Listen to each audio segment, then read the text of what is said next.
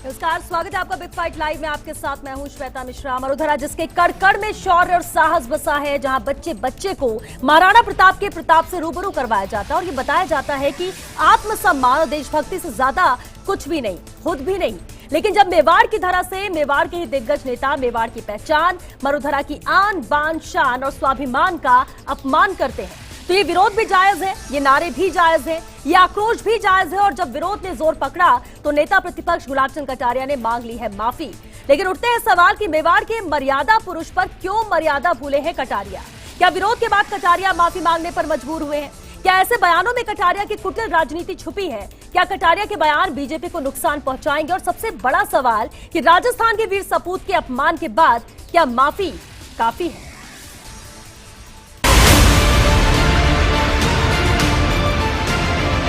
ये महाराणा प्रताप अभी गया ना, क्या उसको पागल कुत्ते ने काटा था जो अपनी राजधानी और अपना घर छोड़ करके एक पहाड़ी के टुकड़ पर रोता फिरा?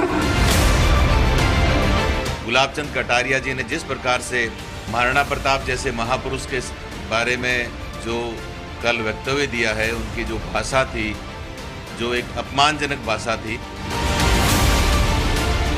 ये महाराणा प्रताप अभी गया ना, क्या उसको पागल कुत्ते ने काटा था जो अपनी राजधानी और अपना घर छोड़ करके एक पहाड़ी के टुकड़ पर रोता फिरा? हमारे मन में उस महाराणा प्रताप के प्रति अनन्य श्रद्धा थी, है और रहेगी। मेरे शब्दों का मैंने क्षमा याचना की। मेरा पूरा भाषण आप सुनना, आज मुझे बहुत आक्रोश है, बहुत गुस्सा है और उसके कारण से मैंने कुछ शब्दों का प्रयोग अगर आपको गलत लगा तो मैं क्षमा चाहता हूँ।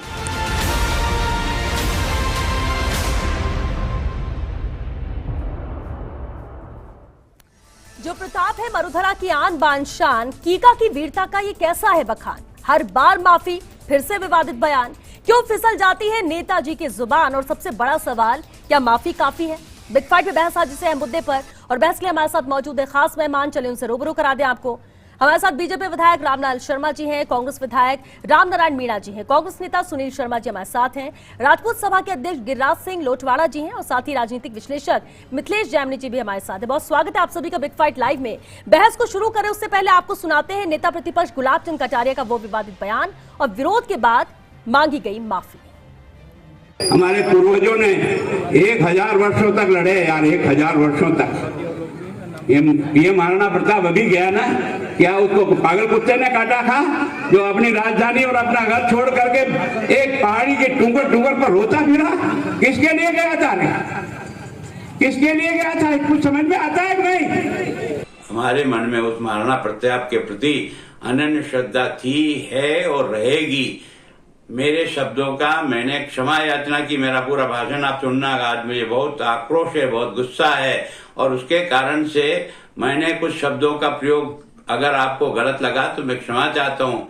मेरी भावना हमेशा महाराणा प्रताप के शौर्य और बहादुरी का बारे में प्रेरणा देता है, जीवन में कुछ कर गुजरने के लिए उत्साहित करता है। इस भावना के साथ मैंने कहा है, अगर किसी को इन शब्दों के कारण से कोई अटपटा, क्षमा मांगता हूँ। मुझे इसमें कोई अहंकार है कि नहीं, क्षमा नहीं मांगूंगा। मैं आज इस जहां हम हैं और आज जो हमारे देवी देवता और भगवान जहां हैं, उन सब को बचाने के लिए जो परिश्रम और जो संघर्ष उस व्यक्ति ने किया, उसके प्रति नमन है मेरा। और मेरी भावना को ठीक प्रकार से पूरा समझें और फिर उसके ऊपर किसी प्रकार की बात कहें तो बहुत अच्छा लगेगा। चलिए चर्चा का रुख करते हैं। रामलाल शर्मा जी, सबसे पहले आपका ही रुख करना चाहेंगे। जो राष्ट्र की आन बान शान है यानी महाराणा प्रताप, उनका अपमान क्यों? क्या कहेंगे इस बयान पर जो गुलाब चंद कटारिया ने दिया था, भले ही उन्होंने माफी मांगी? देखिए श्वेता जी, सबसे पहले तो मैं कहूंगा कि राजस्थान का कोई व्यक्ति जी श्वेता जी, सबसे पहले तो मैं ये कहूंगा कि राजस्थान का कोई व्यक्ति देश और दुनिया में कहीं जाता है और वो अपना परिचय इस नाते से करवाता है कि मैं राजस्थान का रहने वाला हूं, तो सामने वाले के मन मस्तिष्क के अंदर एक ही चित्रण आता है कि अच्छा, आप उस धरा से हो, मेवाड़ की धरा से हो जहां महाराणा प्रताप ने जन्म लिया। इसलिए महाराणा प्रताप के प्रति मन के अंदर श्रद्धा और सम्मान सभी के, इसमें कोई अतिशयोक्ति नहीं, कोई इनकार भी नहीं कर सकता। और महाराणा प्रताप के शौर्य और बलिदान को कोई भूल भी नहीं सकता। ये बात बिल्कुल सत्य है कि गुलाब चंद जी कटारिया एक बहुत ही भावुक व्यक्ति है और भावनाओं में आके हमेशा दिल से बोलते हैं, एक ईमानदार छवि के नेता है, लेकिन उनके शब्दों का तालमेल जो वो कहना चाहते थे, उनके भाव ये थे कि 1000 साल के शासन के संघर्ष के दौरान लोगों ने मेहनत और परिश्रम करके, अपना त्याग और तपस्या करके, और फिर उन्होंने इस बात को जोड़ा था कि महाराणा प्रताप ने भी अपने मान सम्मान और स्वाभिमान और मेवाड़ की धरा का सम्मान बचाने के लिए अपना घर छोड़ा, अपना महल छोड़ा और जंगलों के अंदर अपना जीवन यापन करते रहे, पहाड़ियों के ऊपर घूमते रहे। तो उनका कहने का तात्पर्य ये था कि वो किस लिए था। ठीक है, लेकिन तात्पर्य पे तो बाद में जाएंगे ना सर, और मेरे ख्याल से तात्पर्य पर बाद में जाएंगे, लेकिन पहले उस वक्त जो शब्दों का इस्तेमाल किया गया, विरोध तो उसी बात को लेकर है जी। अब उसे समझाया जाए, क्या भावनाएं थी वो एक अलग बात होती है, लेकिन शब्द क्यों जबान फिसलती है बार-बार? लेकिन श्वेता जी, उन्होंने गुलाब चंद जी कटारिया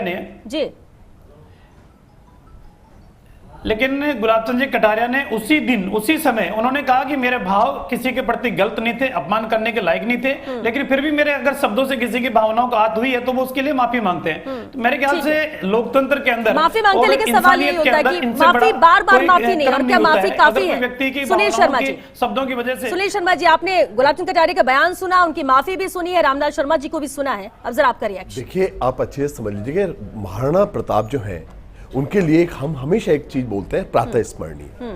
वो प्रातः स्मरणीय, वो हिंदुआ सूरज है, वो हिंदुस्तान के सूरज है, और वो केवल एक व्यक्ति नहीं है, वो एक गौरव गाथा है, वो एक संघर्ष है, वो इंडियन फ्रीडम मूवमेंट की एक पहली चिंगारी है।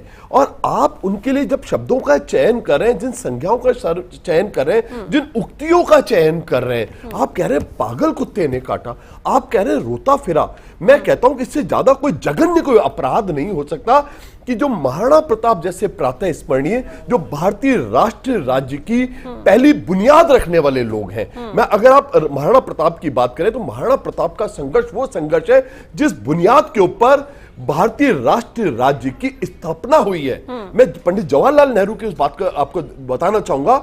जब पंडित जवाहरलाल नेहरू ने गाड़िया लुहारों को चित्तौड़ के अंदर प्रवेश कराया तो पंडित जी ने एक बात कही थी कि आप लोगों को इसलिए वापस लौट आना चाहिए कि जिस चीज के लिए राणा प्रताप संघर्ष कर रहे थे, महाराणा प्रताप संघर्ष कर रहे थे, एक स्वतंत्र भारतीय राष्ट्र राज्य, उसकी स्थापना हो गई है।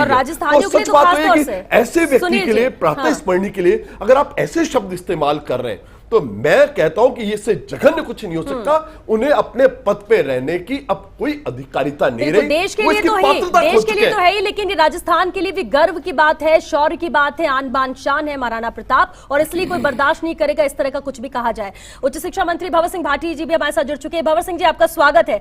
भंवर सिंह जी, चुनाव प्रचार हो रहे हैं जगह जगह, ठीक है, जीत को लेकर दावे हो रहे हैं, कोशिशें जारी हैं, लेकिन इस बीच में ऐसा बयान देना, गुलाब चंद कटारिया के इस बयान और बयान के बाद माफी, क्या ये काफी है?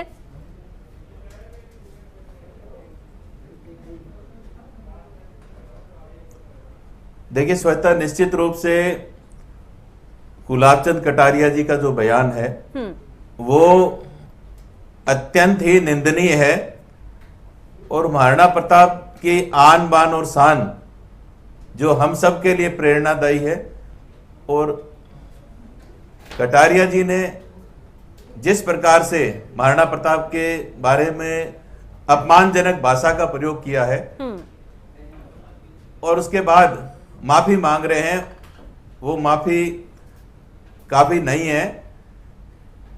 हमारे देश के महापुरुषों का अपमान करने के बाद फिर माफी मांगना, वो भी कटारिया जी जैसे वरिष्ठ नेता जो राजस्थान की विधानसभा में प्रतिपक्ष के नेता हैं, उनके लिए ये भाषा और ये शब्द कहीं भी शोभा नहीं देते हैं। पूरा प्रदेश ही नहीं, पूरा देश और पूरी दुनिया महाराणा प्रताप के शौर्य को नमन करता है। बिल्कुल भंवर सिंह जी, लेकिन दो बातें कही जाती है कि बुजुर्ग हैं, वरिष्ठ नेता हैं, दिल से कहते हैं, कई बार जबान पे ऐसे शब्द आते हैं, और गलती उन्होंने मानी, और गलती मानने के बाद ही माफी मांगी, तो माफ कर देना चाहिए। दोनों बातें।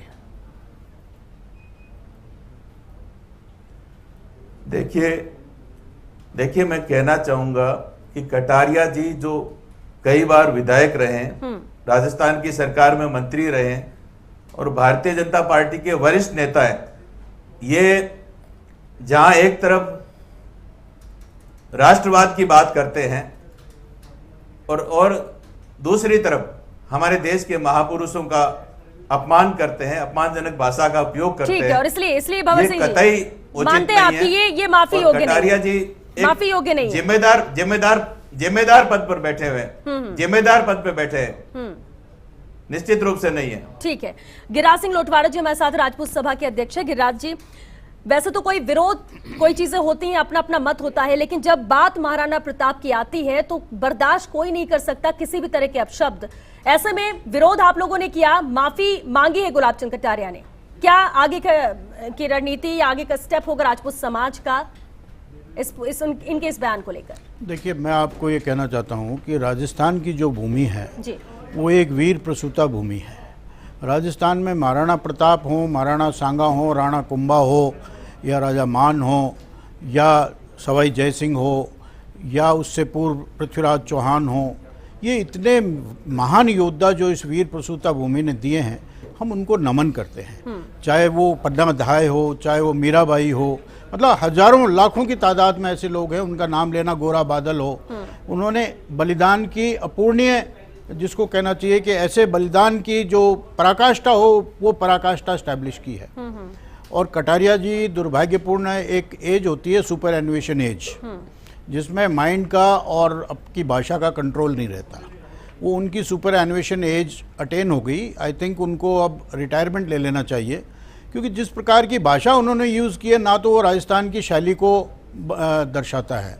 हमारे यहाँ महाराणा प्रताप तो एक बहुत उच्च श्रेणी है, प्रातः स्मरणीय है, लेकिन एक आम नागरिक को भी हम बात करते हैं तो उसकी उम्र के अनुसार उसको जी लगा के, उसको जो है, अगर महिला होती है तो भी उसको हम सह सम्मान उसका संबोधन करते हैं। और ये इतने बड़े नेता हैं भारतीय जनता पार्टी के, ये महाराणा प्रताप को लेकर ही नहीं, अनेक बार इनके हमने भाषण देखे हैं, अनेक व्यक्ति के प्रति, चाहे वो उनका पॉलिटिकल राइवल हो, चाहे इनका कोई ओपोनेंट पार्टी का आदमी हो, उसके लिए भी इसी प्रकार के शब्दों का प्रयोग करते हैं। तो इसका अर्थ ये हो गया कि इनका भाषा पे नियंत्रण नहीं है।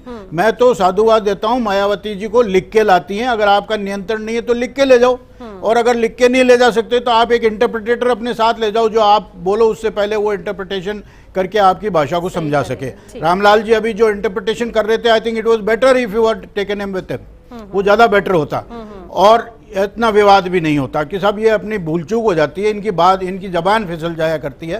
तो ये आज नहीं, पहली बार नहीं फिसली है, हमेशा फिसलती है इनकी जबान, चाहे विधानसभा हो, उसमें भी मैंने अनेक बार इनके जो है वो टेलीकास्ट देखा है, उसमें कई बार इस प्रकार के भाषण में इनके होते हैं जो कि कतई शोभनीय नहीं होते। और खास तौर से हमारी राजस्थान की जो संस्कृति है, उसमें प्रत्येक मानव का जो है, प्रत्येक मानव का हम सम्मान करते हैं, और महिला का हम सम्मान करते हैं, पुरुष का हम सम्मान करते हैं। ये तो महापुरुष हैं जिनके प्रति उन्होंने किस प्रकार की भाषा का वो किया है। और अब आप ये कह रहे हैं कि साहब जो है माफी मांग ली, तो ये तो बहुत अच्छा साधन हो गया कि आप किसी को गाली निकाल लो, फिर माफी मांग लो। बिल्कुल, और इसलिए ये सवाल भी उठता है। मिथिलेश जामनी जी भी हमारे साथ हैं। मिथिलेश जी, नेता प्रतिपक्ष की जुबान का इतना विवादित होना कितना सही है? क्योंकि ये सिर्फ एक विवाद नहीं, इससे पहले भी कई बार आते हैं, कहते हैं जबान फिसल गई, कभी माफी मांग लिया, कभी अपनी बात पर अडिग रहते हैं।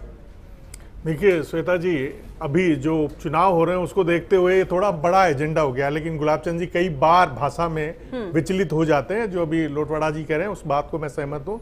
और महाराणा प्रताप के बारे में, जिनके बारे में बचपन से बच्चों को ये सिखाया जाता है, अरे घासरी रोटी ही जब बन मिनावरो ले भाग्यो, नानो से अमरो चीख पड़ियो, राणारो सोयो दुख जाग्यो, हूँ लड़्यो घड़्यो हूँ मड़्यो घड़्यो, मेवाड़ी आन बचावन ने। उस मेवाड़ की धरा पर माननीय कटारिया जी की जुबान फिसल जाना निश्चित रूप से निंदनीय है। लेकिन रसखान ने, क्योंकि भगवान जो कृष्ण थे उनके भक्त थे, कौन? महाराणा प्रताप जी। उन्होंने, रसखान ने लिखा कि बालक बररे एक समान। जो बालक होता है और जो 60 साल के ऊपर जो 80 साल का बता रहे हैं, उनकी बुद्धि एक जैसी है, उनकी बुद्धि को एक जैसा मानकर को क्षमा किया जाता है। और हिंदू धर्म में जो धर्म के 10 लक्षण बताए गए, उसमें क्षमा बढ़न को चाहिए, छोटन को उत्पात, का रहीम हरि को घट्यो जो भ्रगुमारी लात। तो राजपूत समाज और हिंदू समाज और ब्राह्मण समाज, ये महाराणा प्रताप किसी एक समाज के नेता नहीं है, ये हिंदुओं के सूरज हैं। और हिंदुओं के सूरज पर हम नमन के, हम उनको हमेशा श्रद्धा का नमन हम करते हैं। उनके बारे में कोई भी बोले वो निंदनीय है, समूचे हिंदुस्तान के अपमान है। लेकिन एक जो एज फैक्टर है, जो एक साइकोलॉजिकल प्रॉब्लम है। अब दूसरा राजसमंद वाला जो राजसमंद का जो चुनाव है, उसकी कमान कांग्रेस का एक साइकोलॉजी का प्रोफेसर संभाल रहा है। और वो साइकोलॉजी के प्रोफेसर ने एक, हमारे मास कम्युनिकेशन में एक थ्योरी होती है 5P की। सबसे पहले आप पब्लिकेशन कीजिए, फिर उसको इम्प्लीमेंट कीजिए और उसका प्रोपेगेंडा कीजिए और प्रोपेगेंडा के बाद उससे प्रॉफिट लीजिए और उस पूरी प्रक्रिया में जो सेफोलॉजिस्ट होते हैं और जो चुनावों को मेंटेन करते हैं वो इस तरीके की प्रक्रिया बनाते हैं। गोविंद सिंह डोटासरा जी दोनों की राशि एक है, दोनों शिक्षा, एक पूर्व शिक्षा मंत्री, एक वर्तमान शिक्षा मंत्री। उन्होंने नाथी का बाड़ा कहा, उन्होंने माफी नहीं मांगी, इन्होंने माफी मांगी। वो भी शिक्षक भी सम्माननीय है, शिक्षक को भी हमारे कहा है कि भगवान और विष्णु तो माफ कर देना चाहिए, एक उम्र को देखते हुए माफ कर देना चाहिए, क्योंकि वो उन्होंने ही अगर महाराणा प्रताप को किसी ने सिलेबस में जुड़वाया है तो वो गुलाबचंद कटारिया ही थे। जब अकबर महान कहा जाता था उसके बाद में जो स्कूल सिलेबस है, जब ये शिक्षा मंत्री थे, ये बिल्कुल मिथ्या बात है। देखिए महाराणा प्रताप का गौरव गान हमेशा से रहा है। जब हम छठी क्लास में पढ़ते थे तब भी कन्हैयालाल सेठिया थे। ये 1947 के बाद से जो इतिहास लिखा गया, राणा प्रताप सदा महान थे, महान है, महान रहेंगे। अब यहाँ इसको राजनीति से आप मत जोड़िए। यहाँ प्रश्न के लिप्तासा है कि क्या एक प्रातः स्मरणीय जिससे पूरा राजस्थान जिससे प्रेरणा पाता है और प्रेरणा पाता रहा है, पीढ़ियों हमारी जनरेशन ने जिससे प्रेरणा पाई है, क्या उसके बारे में आप ठीक है। देखिए इससे इतर हम बात यही कर रहे हैं कि देखिए राजनेताओं की जुबान फिसलती है कितना गलत, माफी मांगा जाए तो क्या है, क्योंकि गुलाबचंद कटारिया की बात की जा रही है। ठीक है, जो व्यक्ति नेता प्रतिपक्ष में बैठा हुआ है, इतनी जिम्मेदार पोजीशन में बैठा हुआ है, क्या उसको इस ढंग के शब्दों की आप अपेक्षा रख सकते हैं? ठीक है, क्योंकि देखिए चुनावी सभा हो रही थी, चुनावों के दौरान ये हुआ। रामलाल जी क्या बीजेपी को इससे कोई नुकसान होगा? ये बयान बीजेपी को तो नुकसान नहीं पहुंचाएंगे? आपको लगता है कि अब मैटर खत्म हो चुका है, माफी मांग ली है कटारिया जी ने? तो मैं एक कहूंगा जी श्वेता जी सबसे सबसे पहले तो मैं ये कहना चाहूंगा कि गुलाबचंद कटारिया जी पहले व्यक्ति हैं जो 75 के अंदर एमएलए बनने के बाद में मेवाड़ कॉम्प्लेक्स, भैरव सिंह जी शेखावत जब मुख्यमंत्री थे तो उन्होंने मेवाड़ कॉम्प्लेक्स की नींव रखवाने का काम किया। और उसके बाद महाराणा प्रताप से जुड़े हुए जितने भी स्थान थे, चाहे वो हल्दी घाटी का हो, चाहे गोगुंदा का हो, चाहे उदयपुर का स्थान हो, उन सब स्थानों को विकसित करने का काम किया। मैं तो सुनील जी से और इनके शिक्षा मंत्री जी भाटी जी से ये पूछना चाहता हूं कि महाराणा प्रताप के लिए आपने कोई पार्क बनाया हो, कोई म्यूजियम बनाया हो? देखिए ये गलत बात है। चित्रण करने के लिए एक काम बता दो आप। रामलाल जी इस पर कोई सवाल नहीं उठा रहा है, किस सरकार ने क्या किया, किस तरह से। देखिए पॉपुलैरिटी ऑलरेडी है, महाराणा प्रताप को कौन नहीं जानता।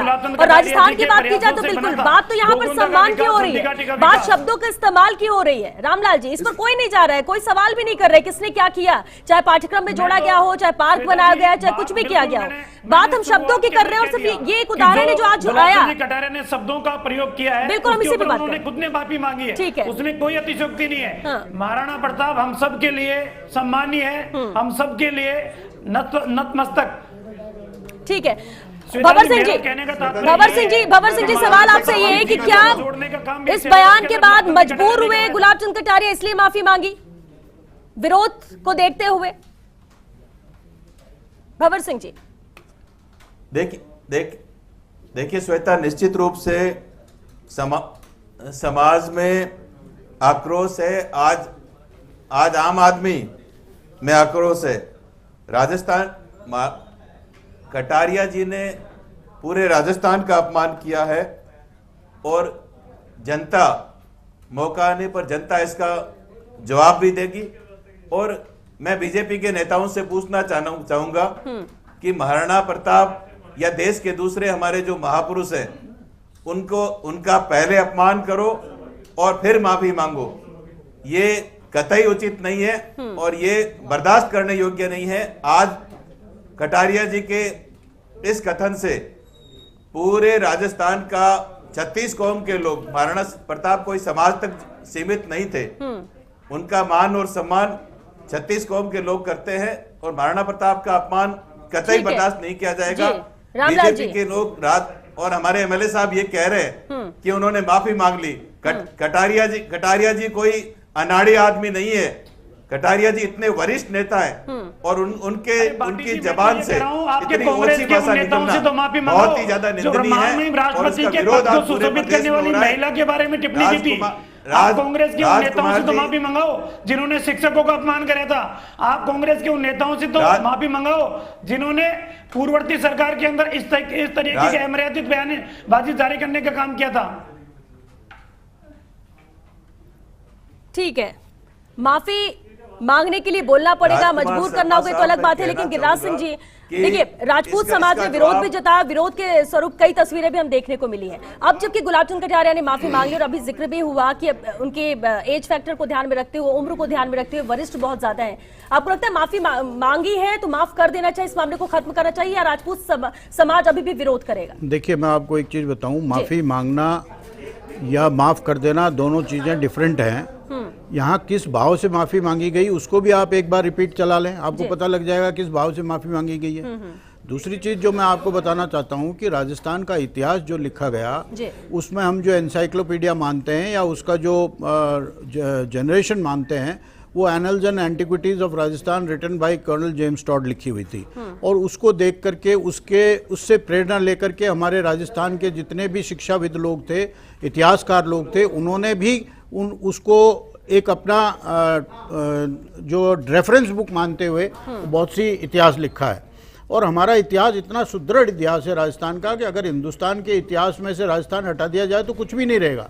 इसलिए जितनी भी युद्ध हुए या जो भी देश को बचाने के लिए जो पीढ़ियों ने कुर्बानी दी, आप उन पीढ़ियों की कुर्बानियों का कितने सम्मान पूर्वक संबोधन कर रहे हैं। मैं आदरणीय रामलाल जी से भी पूछना चाहता हूं, आप संतुष्ट हैं क्या उन्होंने जिस प्रकार से भाषा की है, प्रयोग किया है, जो क्या आपको ये अच्छा लग रहा है कि उन्होंने अच्छी तरह से बोला है ये सारी चीज? बिल्कुल भाव चाहे ये कुछ भी हो, भी कर रहे हैं कि नहीं, गलत शब्दों का इस्तेमाल, और इसलिए वो कह रहे बार-बार कि माफी मांग ली गई। पहले ये कहा है कि महाराणा प्रताप के बलिदान को, उनके शौर्य को कोई इनकार नहीं कर सकता, उनके प्रति सब सम्मान। चलिए ठीक है रामलाल जी, क्योंकि वक्त खत्म हो चुका है, बहुत शुक्रिया आप सभी का इस चर्चा में शामिल होने के लिए। तो माफी क्या काफी है? वैसे अगर देखा जाए, गुलाब चंद कटारिया पहले भी कई बार ऐसे बयान दे चुके हैं, जुबान फिसल जाती है, कभी माफी मांगी कभी नहीं, लेकिन इस मामले को लेकर हर कोई ये मान रहा है कि आन बान शान की बात है जब महाराणा प्रताप की बात होती है, और अगर उनका अपमान किया जाएगा वो भी इन शब्दों के जरिए, तो कोई भी माफ नहीं करेगा, कोई भी बर्दाश्त नहीं करेगा। लेकिन गुलाब चंद कटारिया क्योंकि माफी मांग चुके हैं, लेकिन इतना बात जरूर है कि इस मैटर को अगर यहीं खत्म कर दिया जाए तो सभी नेताओं को ध्यान में रखना चाहिए कि जो भी आप बोलते हैं जरा सोच समझ कर बोलिए, क्योंकि एक शब्द बहुत कीमती होते हैं, लोग सुनते हैं, समझते हैं, भावनाओं से जुड़ी हुई बात होगी तो विरोध भी होगा, अपमान अगर किया जाएगा तो सामने से भी प्रहार होगा, और ऐसा कुछ राजस्थान में ना हो इसके लिए नेताओं को शब्दों पर काबू करना जरूरी है। चलिए इसी के साथ दीजिए इजाजत, नमस्कार।